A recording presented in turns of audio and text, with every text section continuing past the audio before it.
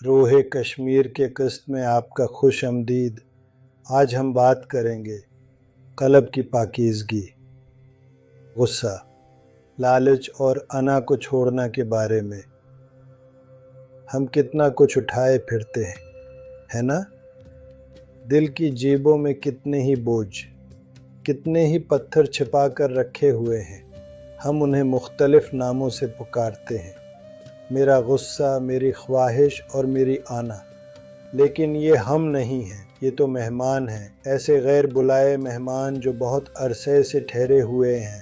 آئیے ان مہمانوں سے ایک ایک کر کے ملتے ہیں۔ سب سے پہلے جو ظاہر ہوتا ہے وہ ہے غصہ، گرم، بے چین اور مطالبہ کرنے والا۔ عظیم رومی ہمیں یاد دلاتے ہیں، زخم وہ جگہ ہے جہاں سے روشنی تمہارے اندر داخل ہوتی ہے، مگر روشنی کو اندر آنے دینے سے پہلے ضروری ہے کہ ہم زخم کو پکڑے رہنا چھوڑ دیں۔ ہمیں اس چیز کو چھوڑنا ہوگا جو اسے ٹھیک ہونے سے روک رہی ہے۔ کہتے ہیں ایک شخص صحرا میں بھٹکتا، تپتی پیاس سے بے حال آخرکار ایک کنواں پا لیتا ہے۔ اس نے بالٹی نیچے لٹکائی، مگر وہ اتنی بھاری ہو گئی کہ وہ اسے بمشکل ہی اوپر کھینچ پایا۔ جب بالآخر اس نے اسے سطح پر اٹھایا تو دیکھا کہ پانی کے بجائے ایک چمکتا ہوا کلہاڑی کا پھل بالٹی میں اٹکا ہے، خوبصورت، تیز، چمکدار، مگر بالکل بیکار۔ یہ اس کے لیے اس پانی کو روک رہا تھا جس کے بغیر زندگی ممکن نہ تھی۔ یہی حال ہمارا ہے غصے کے ساتھ۔ ہم اسے تراشتے ہیں، ہر دکھ کو بار بار دہراتے ہیں، یہ سمجھتے ہیں کہ یہ ہمیں طاقت دیتا ہے، مگر یہ محض ایک بوجھ ہے جو ہمیں دل کے اس میٹھے پانی سکون سے دور رکھتا ہے۔ اگلا آتا ہے لالچ، خاموش مگر کبھی نہ سیر ہونے والا، خاموش مگر نہ ختم ہونے والی پیاس۔ لالچ ایک ایسے گھر کی طرح ہے جو چیزوں سے اتنا بھرا ہوا ہے کہ آرام کرنے کی جگہ ہی نہیں بچی۔ ہم سکون کے سوا سب کچھ حاصل کر لیتے ہیں۔ روحانیت ہمیں سکھاتی ہے کہ صحت سب سے بڑی نعمت ہے، قناعت سب سے بڑی دولت ہے، اور ایک مخلص دوست سب سے قیمتی رشتہ ہے۔ جب ہم شکر گزاری کی مشق کرتے ہیں، روز بس 3 سادہ نعمتوں کا نام لیتے ہیں، تو یہ نہ ختم ہونے والی پیاس مدھم ہونے لگتی ہے اور دل اپنی اصل دولت، سکون کو دوبارہ پا لیتا ہے۔ اور آخر میں آتا ہے سب سے باریک پردہ، اینا۔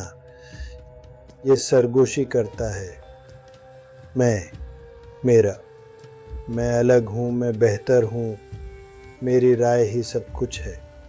ایک قول ہے، جب تم جنگل میں جاتے ہو اور ایک درخت کو دیکھتے ہو، تم اس کی تمام مختلف شاخیں دیکھتے ہو اور جانتے ہو کہ وہ سب ایک ہی درخت سے تعلق رکھتی ہیں۔ جب تم کسی شخص کو دیکھتے ہو تو تمہیں کیا نظر آتا ہے؟ ہم بھول جاتے ہیں کہ ہر روح ایک ہی درخت کی شاخ ہے۔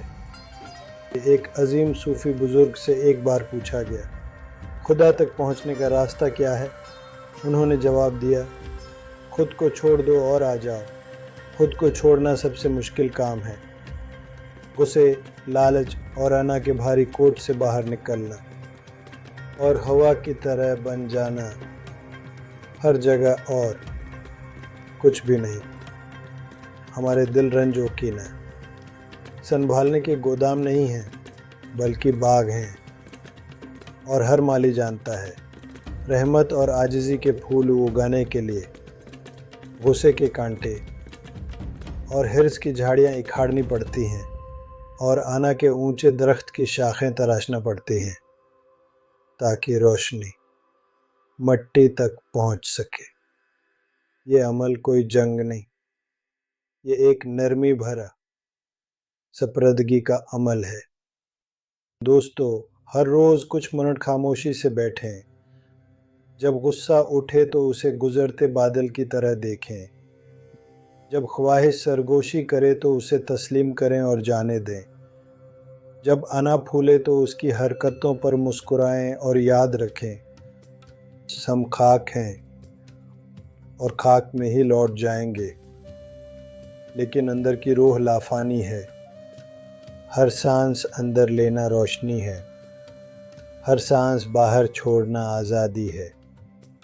بوجھ کو آزاد کریں، پتھر کو آزاد کریں، دل ہلکا ہونے کا انتظار کر رہا ہے۔